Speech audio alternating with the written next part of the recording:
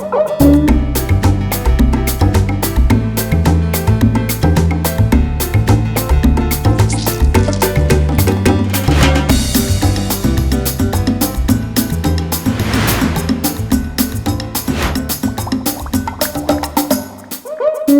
you know how we have to start this thing? Blemba Chicken Charmaine Mkhetwa, aka Big Wara, and a whole bunch of other AKAs. The Sobering Podcast. Yeah. Out in the jungle. Yeah. Copacabana. Yeah. Bacardi, what's good? Yeah. Let's go. Yes, I. Yo, it's Big Fred, aka Young Love is Blind because I engage in pods. Yeah. Come on, that was hard, guys. That was hard. Come on, baby. Maria Green on me, baby. On your clay tip, boy. Come on. Kiki sober fit. Yeah. Every day, man. Ah, man, it's so beautiful, man. Thank you all. You guys could be in the pool right now. It's hot as fuck, but you chose to be here with us, man. And we got the music in the cut. And I'm gonna let Kabelo do him justice in terms of the intro, but otherwise, thank you all for coming to chill with us here. Oh, man. What do we say about this brood, man? Like a musical encyclopedia, a music curator, sound supreme, a Berlin boy, a Obrigado brood. I mean, one of the, you know what I mean? One of the originators of like bringing this sound, you know, the Latin sound to our people as well, you know, and curating amazing events with it. You know, this guy, his name says it all. He is The Muzik. Yeah. I mean, he's the guy when all we knew was Mashkenada. You know, Mashkenada. Yeah, they were like, yo, hold up, there's more. Yeah. They were like, yo, him and Kenzo were like, yo, hold up, there's more. And it's more than just a Sergio wealth Mendes. of sound. Yeah. But welcome, man. Thank you for having me. Yeah, man. Like, I mean, bro, like, when it comes to you, like, and Kenny as well, you guys have this rich journey of music and the foundation of it, you know. And I know, even just as cheesy as it sounds, we want to get to the foundation of your love for music and how you find yourself in the space that you are in now. I remember when I was 6 years old, and the first song that really made an impression on me was not a hip-hop song, was not a Kwaito song. It was Dave Brubeck, Take 5, you know, the jazz song. Yeah. Blue Note. Yeah. And basically that's how I got introduced to music. So what then happened is that I was like fixated with complex rhythms. You know, every time I listened to music, I was like, yo, the song is quite complex, and then I'll zone in on that. Fast forward, I became a DJ, and I blamed DJ Fresh because on the radio station they used to have what they call the Mad Half Hour, and that's when they had up and coming DJs come in to mix. And back then it was all vinyl, right? You couldn't get the top 40 tracks and download them, and so the barrier to entry was quite high because you had to go and buy the records. But a song, you'd have 10 prints in the country. So only 10 DJs would have that track. Yeah. So you needed to go to the record store as frequently as possible to have a playlist that, you know, is wide reaching. But I think then it was all about your ear. The songs you choose to buy is what you're going to play when you get booked. You know, so the barrier to entry was quite high.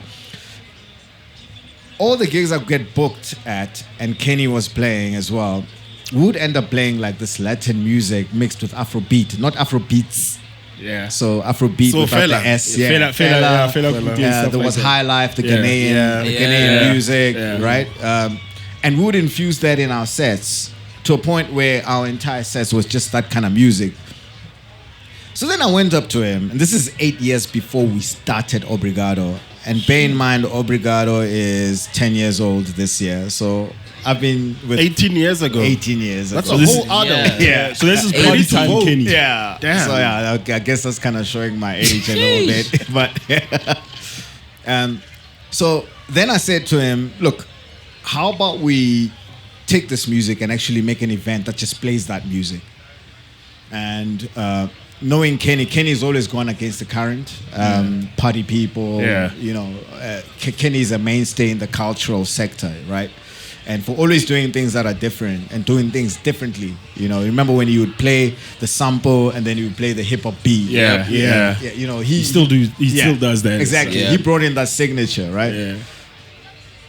It took 8 years for him to say, "Okay, sharp, let's do it." So 8 years of you actively convincing him. Actively. Every time we play, and then I'd be like, I would email him a song, you know, just to show my prowess, because the that's internet cafe. From the internet cafe. courting. Yeah, I was like, no, dude, I won't let you down. If we do this, I've got the music to play for 6 hours. You've got the music. Yeah, there we go. And then, funny story. Then I was employed at the big brewing company, and then on the January, 2 weeks after my birthday, I called him for a meeting there, and I said, "Listen, I'm gonna resign in 9 months." And then after those 9 months, we're starting this thing, and he's like, "You're gonna resign in 9 months?" I was like, "Yeah, I'm resigning in 9 months." I told my boss, I told my boss's boss, everybody's aware of it. This is what I'm gonna be doing, and I think that was the moment where it shifted. He's like, geez, this guy is actually serious about it. Yeah, he's going to quit his job and we're going to start this thing. And then 10 years later, I'm sitting here, happy to be back because we played at the first Bacardi Holiday Club. And to be back here and to see how it has grown for the show to be sold out, I feel like... It's insane. Like I'm a proud man, so to say. But I just want to ask, when you guys were starting doing this sort of like experimental sound that's not very common in the country, how was the reception in the very beginning? You know, how was the turnout as well to your events? Fortunately for us is that we know people in the radio industry. So we've known Brenda Sisani. I knew Brenda Sisani when she was on Radio Bob. I used to follow Bob Mabana, Teach Mataz, Rest in peace. Romeo Kumalo, Enes Pillay, all That's these old guys. school. Yeah, you know, so we used to follow them from Radio Bob, and Radio Bob was actually, it was kind of like a YFM of 1998 because it was doing things against the current and the shows were different. So having that network available to us, we knew that there are people who grew up to their parents listening to that stuff. Yeah. And it's a question of, okay, let's put it out and then let's see who responds. The first show, it was at the beach in Braamfontein, and we only put out 100 tickets and it was sold out. Yeah. Damn. And people came through from 2 p.m. The show ended at 8 p.m. because, to play that music for 6 hours it's a lot. It's quite a lot. Yeah. And people don't know it. So that first event kind of told us that, you know what, actually there are closet music collectors out there and they're just looking for a home to express themselves. Yeah. And that's when we hit it off. And it was just the two of you. It was just you and Kenny on the... It was the two of us, and because we are creatives and DJs, we brought in a straight jacket, like a business-minded person, because our vision was that we're going to build a movement, and the infrastructure has to be in place and such that we can survive. You know, when you do events, I'm not going to lie to you guys. As a DJ, you do events, get money at the door, you take that money, it's your money. Right, so there's not necessarily that reinvestment into the project or the idea. Yeah. So we needed to have someone who was gonna just break that creative overflow and say, "Hey, does this make sense? Is this gonna get us to 10 years?" Yeah. So we brought in another guy who was an MBA graduate and so on, just to straighten things out. That's Tebogo Malusi. Yeah. And then, wonderful. I know you guys did Brazil as well. Yeah. The first time doing Brazil compared to this first time that you're talking about, how was that? Because that's their music. The Brazil story is a funny story, actually. One of our friends, he's late, unfortunately. He said, "Look, I've got a great relationship with the Brazilian embassy. And I showed them a video of what you guys did, and they fell off their chairs." And I was like, "What?" He says, yeah, they actually didn't know people were pushing their culture in South Africa. Also, yeah. And I was like, well, how about they bring us there and we push the African culture? Yeah. And I didn't know, actually, I planted a seed. Fast forward 6 months later, in 2016, we then got an invitation from the Brazilian government to say, look, we've got a concert that we do in Niterói. Niterói is like the mid-rand of Rio. Somewhat. Right? Yeah. But it's more cultural, and they said, look, we're going to have a festival there. We're expecting about 20,000 people, and we would like you guys to perform. Sheesh. If you go to my Instagram handle, you'll see the picture I took. And it's a picture from behind. Yeah. And you just see that sea of 20,000. Yeah. But now, remember, you go into Brazil. We can't play their music in Brazil. We have to play our African music, yeah. Yeah. Because they've invited us to Yeah. learn about us. Guys, we were rocking AKA, Questa, like stuff we wouldn't necessarily play as us in South Africa, but because we were now ambassadors for our music, we're like, okay, we're gonna go old school from Brenda Fassie, we're gonna go as far as AKA at that time, right? And that was the first trip to Brazil. Yeah. And the moment we spent 7 days there, and we thought, okay, we have to form a strong bond with this nation because it's an anchor for us. So Obrigado is anchored on South Africa and Brazil. And then in Brazil, we springboard to other countries. So we've done Argentina. In Africa, we've done Mozambique. We've done, what was the other one? It was Mozambique. Yeah, it was Mozambique, the Lusophone country. Yeah. And that in itself then said, okay, let's continue with it. So we kept on going back to Brazil. Yeah. Do the groundwork. Who do we know? Creating networks and so on. And then it culminated with a certain radio station that we used to work for saying, okay, let's do a trip and take 50 people down to Brazil. Yeah. And then we ended up doing an event on Copacabana on a rooftop at a hotel. We had like 400 people, 50 of which were South Africans. Yeah. And then the rest were just people who heard about us. And so it's been an incredible journey. Mad. Yeah. And speaking of that radio show, I'm sure you don't want to name it or whatever. Yeah. But that was quite a pivotal moment for Saturday. It was Saturday radio. Yeah, no? Saturday afternoon. Saturday, Yeah, I mean, it's unfortunate how it ended. Those who know. Yeah. But just take us through that, like, and being the guy that you were, just playing outside, and then now getting on to radio. How was that shift for you? That was a wild story. Greg Maloka approached us individually. Okay, now everybody knows what station it is. Yeah, I'm not gonna say the station. He approached us and he said, "Listen," and these were his words. "You guys are fuckers in music."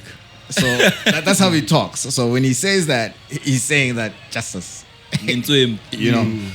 And he says, "I've got a concept. I'm gonna give you 4 hours of my station time, and I want you to curate. I want you to educate people of the music that is out there. So speak your soul. Just be." So we were the only show that did not have a music producer or anything like that. So we actually chose the songs that we were going to play. We decided what we were going to talk about on the show. And it was quite a big risk for him, mostly because you know us and soul and R&B and you're fighting a big fight, right? Yeah. But he felt that people want to hear more. And it was when he saw at Obrigado, because we feature him at Obrigado as well. And he says, no, actually, people want to hear more of this. So we took a risk. The name of the show was Sound Supreme. And the brief was simply play your heart's desire. Beautiful. Yeah. That's amazing, man. So I want to hit us in the DeLorean, a time travel moment, you know, because I know we fast forwarded here. But if we can take it back to when I experienced it was the Melville days. Yeah. Right? Oh. Those are crazy times, especially for like the student landscape and ecosystem that was around Melville. Yeah. And this is Berlin Boys, you know? Yeah. And experiencing Berlin Boys and what you're doing now is like so very different, right? But Tell me about how you guys curated Berlin Boys and the concept behind it. So Berlin Boys was founded by my two favorite DJs. That's Mr. Fix-It and N Double. And it's funny. I remember I spent 8 years chasing Kenny. These guys were chasing me for a good 4 years. They're like, yo, can you come play at our gig? You know. I was like, what is this thing? It's like, no, we know you listen to the music. So Jay Dilla, Pete Rock, you know. That boom bap. Yeah, that boom bap, you know.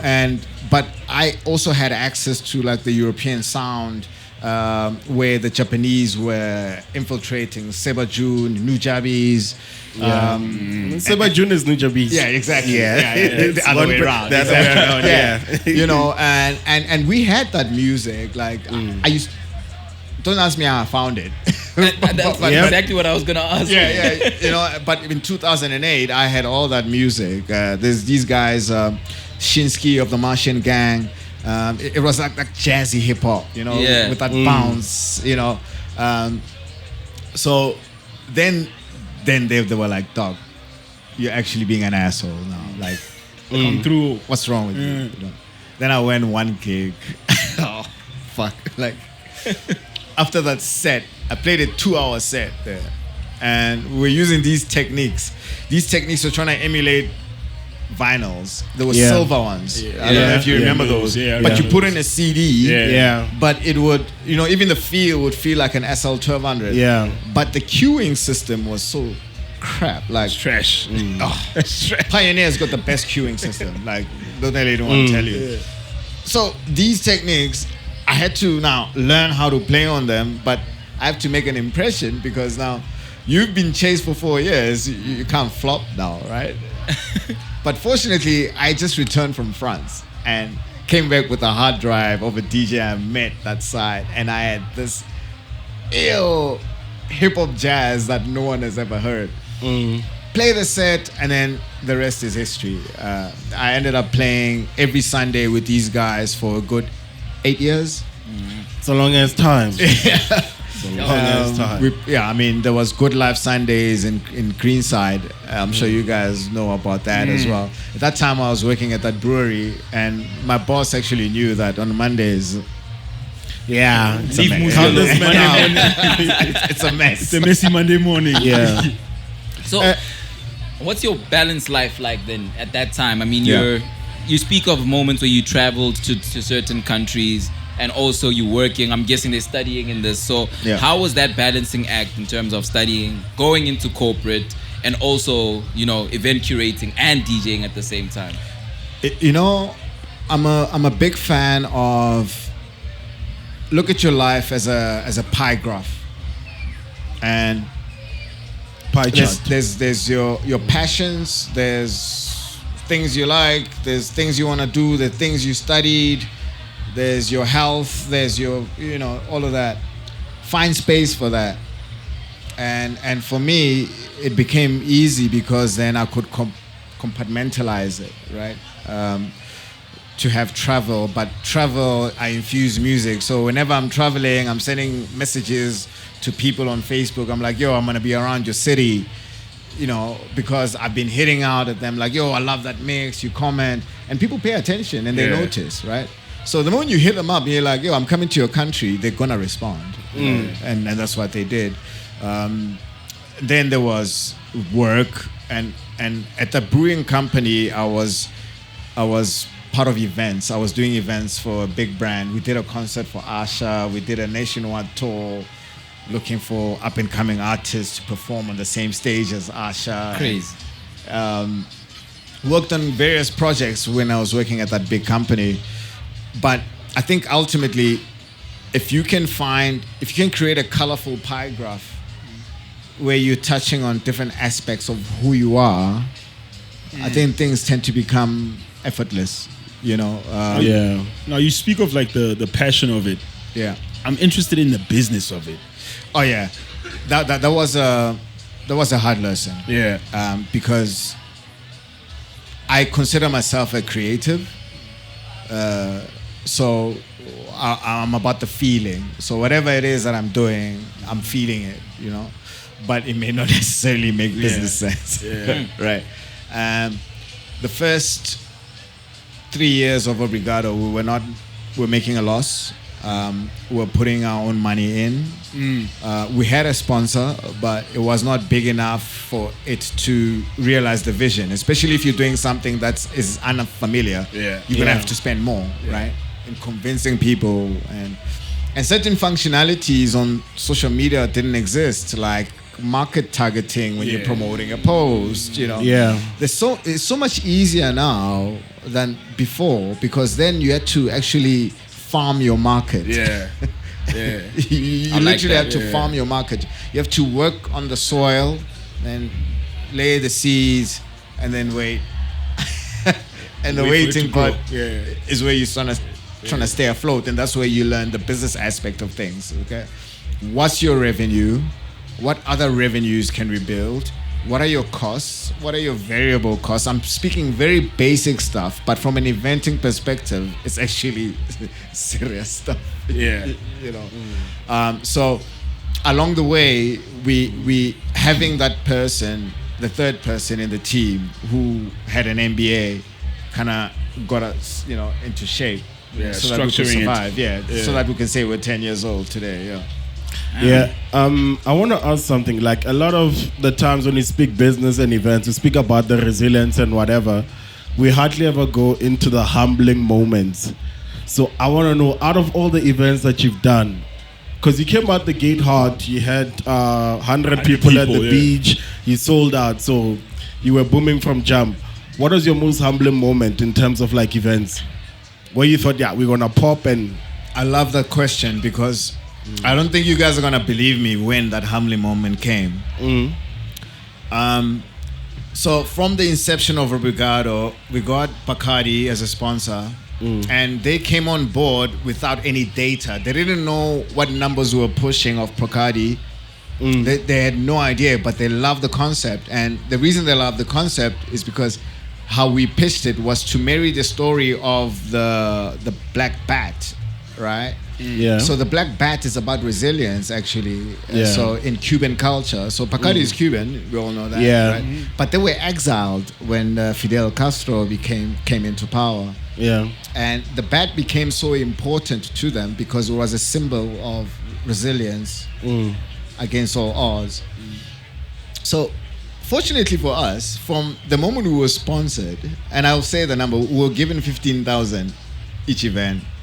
And that was good for back then. That sounds like That's good. that sounds good for back then. But for back then, it was good, because you're still getting 20 now. It's a fair point, but to find DJs that play that music, the only people we knew was Kid Funk.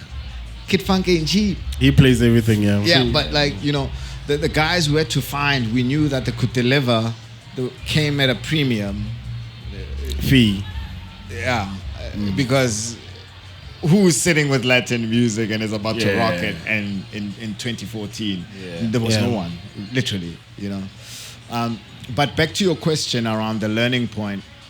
So we got our sponsorship with Bacardi, and then the person that gave us the sponsorship resigned.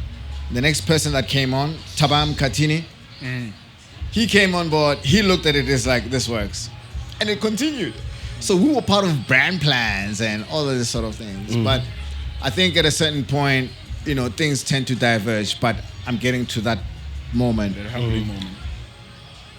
2014, December to 2019, when we took 50 people to Brazil, the graph was like this. And it was becoming a J curve where we were seeing exponential growth because of the compounding effect, right? Then COVID hit. COVID hit. Fortunately, there was a beer sponsor we had, and that was the first time I learned about force majeure. About what? Force majeure.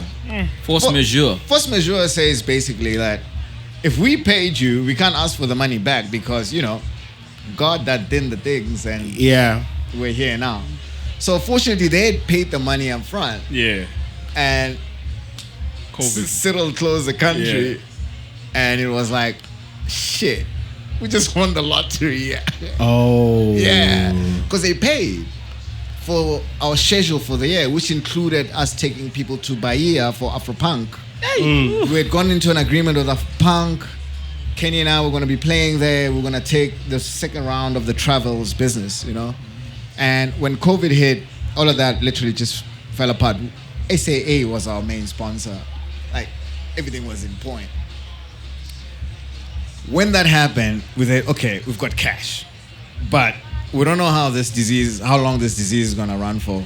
So we need to create some sort of revenue out of that. So we're like, okay. We approached this company, Creation Wines, and we do what we call Obrigado Gin. I remember that. You remember that, right? Yeah. And this gin was so special, which became a problem along the line, because it had to be matured in a Chardonnay barrel. So we were limited by geography. So our gin, the final part of the process, could only happen at Creation Wines in Hermanus. Damn. Like nowhere else. Yeah. Right? That worked during COVID times. Yeah, we were producing, people were ordering online. Yeah. The guys who were doing Bacardi Holiday Club with Royale, they bought our gin. They said, we want to list it, we want to sell it, and things were going. But COVID wasn't over. And our distiller went under. Yeah. Yeah, I know. So we didn't have liquid to take to Creation for aging. Right? Sheesh. And that was the one effort we made to create a revenue stream during COVID, but I'll get to that. Then the second one was, okay, let's have a pop-up, and we call it the Obrigado Gin Bar, right? So we got a spot in Parktown North. We're renting it for a month in December. So from December 1 to December 31st, we had an entire plan. Events lined up. We're going to generate revenue from the bar, from the door. We do partnerships with promoters and so on. But New Year's Eve was the pinnacle. Yeah. And then we were going to be nice, right? I'm not sure if it was Delta, the Delta variant that came. Yeah. That Oh, the shut down second coming. December. Yeah. Yeah. And I think Cyril announced 4 days before the 16th of December. And it's like, no more social gatherings.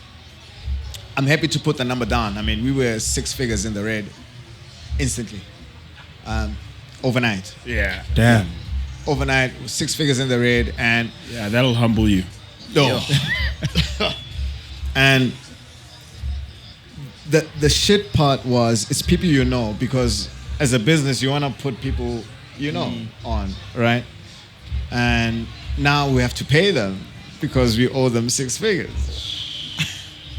And they're not having a great time because it's COVID. They're not getting any business, so they need that money. It's probably the most stressful time as a business, but I think our main aim was to how do we stay afloat? How do we stay alive? And the one thing of staying alive is to make sure we pay the people we owe, because they're gonna continue speaking for us, right? Yeah. They're like, no, Yeah. man, these guys, they're good for it, you know. And that unraveled, and somehow we managed to close everything off. How, I don't know. By the grace of the force, Mashallah. you know. But that was COVID for us. If it wasn't for COVID, we would have achieved our vision 2 years ago. And that is a festival, Obrigado Festival, where we're bringing South America and Africa together, and it becomes an annual, you know. It literally just pulled the carpet under our feet, and it was bad. But how's So that bad. looking now? Yeah. Yeah. Is the festival still in the plans? Sorry? Is the festival still in the plans? Yeah. So the festival is still in the plans, because of the work we had to do to get to this point, and we were fortunate enough. whatever you do every day, it's accounted for. Your effort does not go wasted. I need to stress that, and I've seen it with my own eyes. Even at times where you're dealing with someone and you're negotiating some sort of settlement or whatever, those lessons in itself are encoded in your journey, and it's gonna pay back. And I vouch by that, guys. Like, the time you put in is gonna pay you back, and that's why people keep on going on about focus, and so on. Everything flows where energy goes, right? Yeah. So we put our energy in making sure that this company doesn't sink. Worst case scenario, we're floating. Yeah. Best case scenario, we're swimming. Yeah. And that in itself was a game changer for us. Yeah. That's beautiful. Fire. Marvelous. I just want to take it back a bit, because my introduction to you was like, I don't know if you were a resident at Kool Out, but you used to play Kool Out a lot, but you used to play mad early in the day. Let me tell you about Kool Out. Yeah. Talk to him. Talk to us. Kool Out is Akio, right? Yeah. Yeah. He can share, but when he moved from Cape Town to Johannesburg, it was when I was working for that big brewing company, and I had known of him. I had people tell me about him from Cape Town, and I thought, okay, he's in Joburg now. Yeah. Eric Fage, BIA here. Yeah. And that was very interesting, because I think I was his first sponsor for Kool Out. Yeah. That green beer. Yeah. The Italian one. Yeah. Yeah, you remember it, right? I remember those times. Yeah. The one that opened funny. Exactly. Yeah. That one. Heavy as bottles. His bottles were heavy. My guy, let's talk about the hangover from that beer. Exactly. And subsequently, when I left SAB, he then gave me the platform to continue playing at Kool Out and so on. But my ethos really is your success, the size of your success is directly correlated to the amount of people you've helped along the journey. I strongly believe in that. But also, it also determines the longevity of that success. You can get quick success without helping anyone, but I don't think it's going to last, because we are people who need people. Yeah. All right? You guys have made some careers pop off by just simply having someone sitting with you guys and you guys taking an interest in them. Yeah. And that's it. Maintain a interpersonal relationship with everyone you meet within your ecosystem. Yeah. You never know when it's gonna work. Yeah. You never know where it's gonna land. Yeah. At that time when you spoke and you just had a few shots, it didn't make sense. Yeah. But down the line, it lands. And I've seen many examples of such. Oh, that's Damn. that's beautiful. Jules. Just before we move on, the funny thing is, I was still working at Kool Out. So, what is the joint on Sundays? Kool Out Live or whatever. Yeah. So, it would happen, we wouldn't work on Monday. And I knew that on Tuesday, I have to go to the Standard Bank across to deposit Muzi's money. So, fill out a whole deposit slip and then go to the bank across, deposit that money, come back with it. Because I don't think interbank transactions were popping already at that time. Damn. Yeah. Everything was analog then. Yeah, analog. So, yeah, sure, I'm showing my age. Guys are but old. yeah. Analog. Yeah. Yeah. So I mean, like, there's this theme of like you also just like reinventing, and you also like going from one event property or one concept to another, and like shedding like new skin basically. Yeah.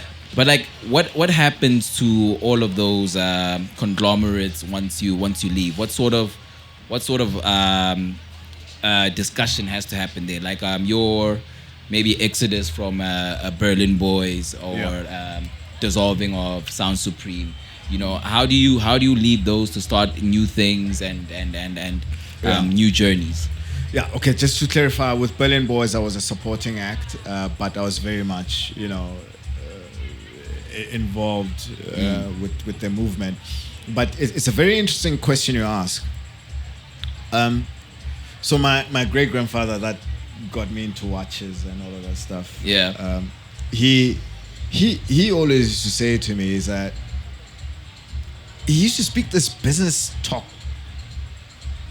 And when I would read the newspaper to him, I didn't comprehend what I was reading, but he obviously understood. I was just reading. I didn't understand what I was reading.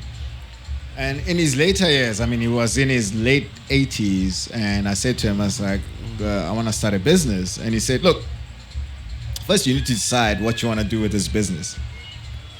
Do you want to run it so you can hand it down to your child? Or do you want to grow it and sell it? And those are the two choices you have.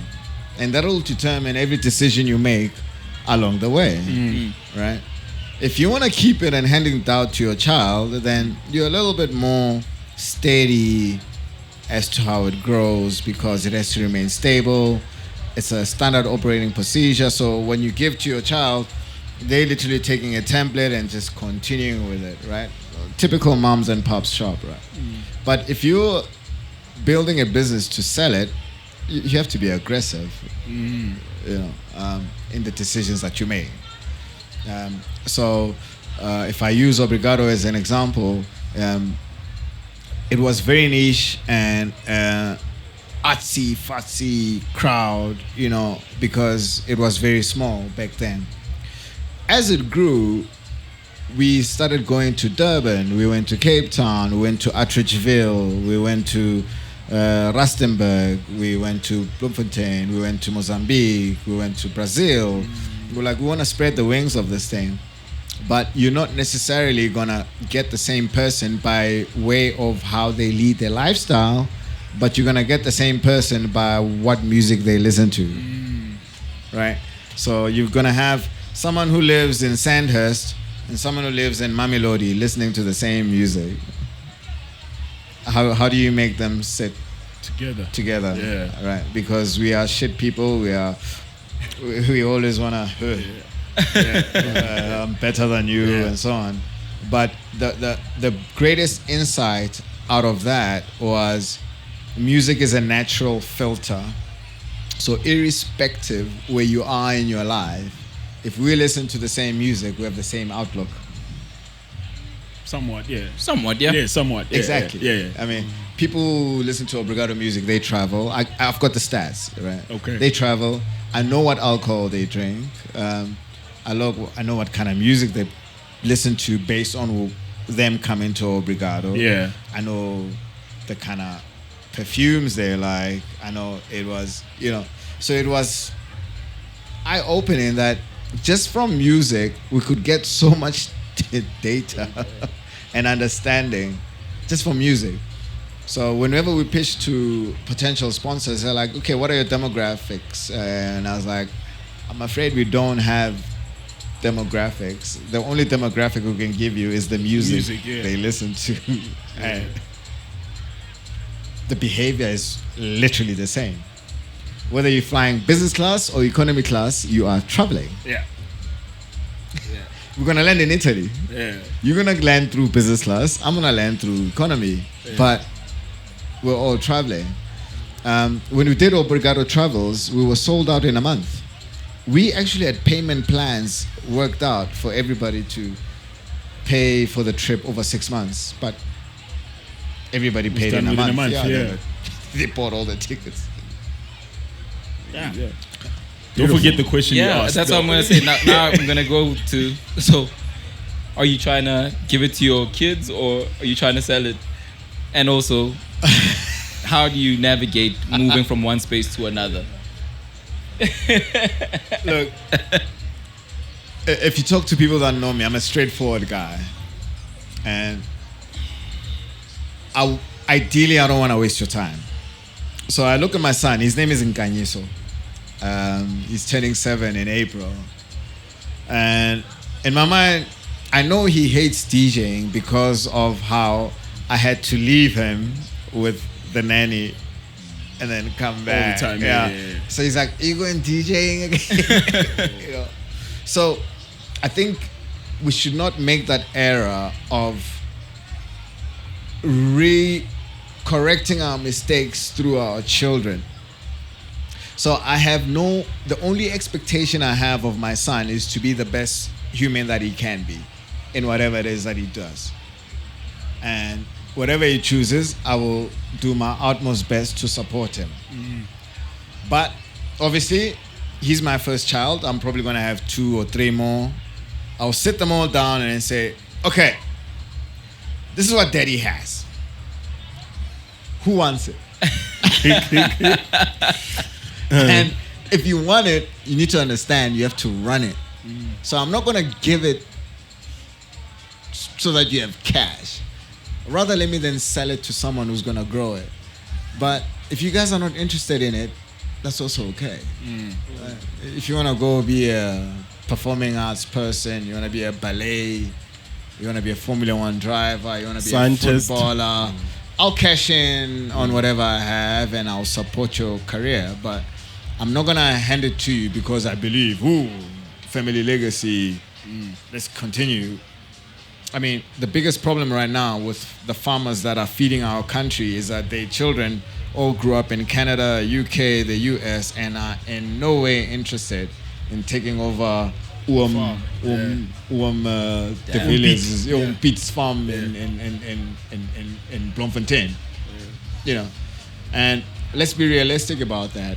I think when you have a child, they are here for you to raise them and let them go. They don't belong to you, actually. Your child doesn't belong to you. They chose you because they felt you're the best person to prepare them for this lived existence on earth. I'm still interested in his question though. Yep. How you shake your skin and move on to the next thing. To. Yeah, like He really doesn't want to go there. Look. Ideally, I don't want to give. You don't I don't want want to give my kids the stuff I've worked No. for. We're not talking about your kids. Not the kids. I mean, like, let's say, okay, cool. Like, you've got a business, but you want to start another one, and you want to leave this relationship. Yeah. Like, in terms of how you do that. How you do that? Those transitions. Oh, no, guys. You have to be straightforward. You have to say, listen, I don't think I can add any further value on this venture. It's better for us to go separate ways. Don't candy coat it. Yeah. It won't serve you in any way. You really have to say that, guys, I cannot give any more to this anymore. So let's call it a day. The problem with our entrepreneurial culture is that we are shit communicators, and I've learned from that as well. Yeah. I've been a shit communicator myself, right? So I'm not speaking from a finger wagging point of view as if I knew this before, But I think what breaks a lot of black business partnerships is a lack of straightforward communication and also understanding that it's not personal, it's about the business. Don't make it personal. Simply say, guys, the amount of time I have right now, I don't think I can bring in the value that I've been bringing so far. So can you buy me out, or can I cash in, or whatever the story is? But that line, don't take it personally, because if you do, I wish you luck. Because you're going to be a guy with a chip on the shoulder, and no one likes people who complain. Yeah. Facts. Yeah. Do you want to take questions from? Yeah. So can we rock? I mean, I'm sure somebody's got a question in terms of There's the Shaz. wealth of knowledge that the music possesses. Shout out Shaz. 1 2 1 2. Y'all can hear me. Firstly, Mr. Mchali, before I get into the question, I just want to give you your flowers. Obviously, you're a hip hop legend in this game. A lot of us wouldn't have our jobs if it wasn't for you, and I want to thank you. You come from the real rock and roll era of SA hip hop, the .3 days when you guys used to get paid in cash. We don't. Hey, don't say that loud. The rock and roll era. Obviously, you're a legendary DJ. I just wanted to know your top 5 DJs, and then also I'm gonna put it back because the Sobering had a controversial topic. Your top 5 South African artists of all time. This guy's an asshole. Jeez. You're a twist, bro. I love this. Because those are the questions I avoid because I have strong opinions about that. Okay, let's talk about DJs. For me, a DJ is someone that can tell a story through a selection of tracks, taking you from this point and leaving you there. That's the job. If you're given an hour, that's what you're supposed to do. And based on what time you're playing, it's setting up the next guy so that the promoter feels as if there's been one hell of a story told in the 12 hours that the event has been alive, right? So I'm gonna base my judgment of my favorite DJs on that and not on popularity whatsoever. So popularity equals 0 for me. It's about the craft, but more importantly, the love and understanding of music, and when given a brief or a task, how well do they perform thereof. I'm gonna start with Kenny because Kenny did Party People for 10 years. Alone. Or I can give you a list of DJs who tried to like, yo, Kenny, can I have one set at Party People? Kenny said, nah, right? Because he had his vision and he understood what it is that we was trying to achieve. So there's Ken Zero, and then there's DJ Fresh. DJ Fresh is the guy that actually exposed me to DJing. But when we started following him, if you listen to Vini, Christos, Greg, Oskido, all those guys, Fresh was a wild card. Fresh went the opposite direction, even in the sounds that he played. Like when you could hear that Fresh is playing because things were just bouncing, you know. And I think him having quit law school to follow his craft and to hear his ear was just mind blowing. So I don't know if the question is about South African DJs or international, but okay. All right, so I've got Kenny, I've got Fresh. And then I've got this guy called Tulani the Warrior. Tulani sold me every single record I own. And why I put him in that list is because as I walk in, he knew my ear, and I had this stack of records at the back. He says, Muzik, this is for you. So when you're a record buyer, like the person you buy from needs to understand your style and taste, right? And the person who asked the question, his brother became my first manager because of that bloody record collection. Yeah. So that's Tulani the Warrior. And then that's 3. Number 4, DJ Jazzy Jeff. Jazzy is the alpha and omega of hip-hop DJing. Don't tell me otherwise. It's a tough statement. Oh no! If you follow his journey, it's actually like it's very difficult to not include Jazzy Jeff. I mean, he created the Transformer scratch, right? That crap. All you hear was, but it was a technique, really. But how I fell in love with DJ Jazzy Jeff, I just matriculated and I realized I passed everything and I got my check exemption. First time I told the teacher to go fuck themselves. Hectic. Fuck you, Miss Guthrie. Yeah, I was like, I passed. Everything you say, like, you know, it doesn't matter. But we went to Cape Town that year in 2002 and Jazzy Jeff was playing at Dockside. So Ready D opened up for him. And then he played 3-hour set with 4 turntables for 3 hours. At any given point, there were 3 turntables playing. Yeah. I'll leave the rest for you to decipher Fire. what that actually means. So that's Jazzy Jeff. And then the last one, the fifth DJ that has made an impact on me. They are a duo, so I'm gonna treat them as one, and that's Major Masters League. at Work. Louis Vega and Kenny Dope Gonzalez. yeah. Not Louis Vega alone, no. Masters at Work. Masters at Work. I Masters was at about Work. to say, Yeah. They Mao. As they Mao. know. Yeah, Mao. I've got a lot of Mao records, you know. Then when you go to artists, Brenda Fassie, for me, He said rappers, right? Yep, has to be hip hop. you say hip hop. Yeah. Hip hop artists. So Sinyaka. Yes, I. African rap. Yes, I. There was this guy, Emphatic Tabs, Still is. Let's talk Still about is. it. and the first time I had Emphatic Tabs was a cipher. Just before he released his only album, actually.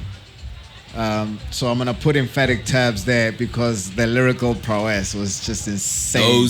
Go through. Madness. And then there was Zab's The Last Letter. Oh my Talk God. about My God. Zab's for me, it was one particular album. It was called Golden Mike.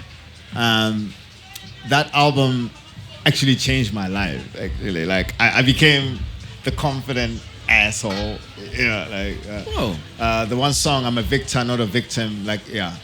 That's not good. That's yeah. headphone music in a parallel world. In the parallel world. Yeah, that's my it's not favorite. Golden That's my Mike. favorite. That's my it. favorite SA hip hop album Thank ever. you for the correction. Yeah, that's it. Yeah. Premier Yeah. MC, everything. Exactly. Yeah. So that album for me just flipped everything. Oh man.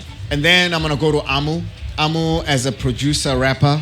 The amount of tracks that shaped hip hop. Right.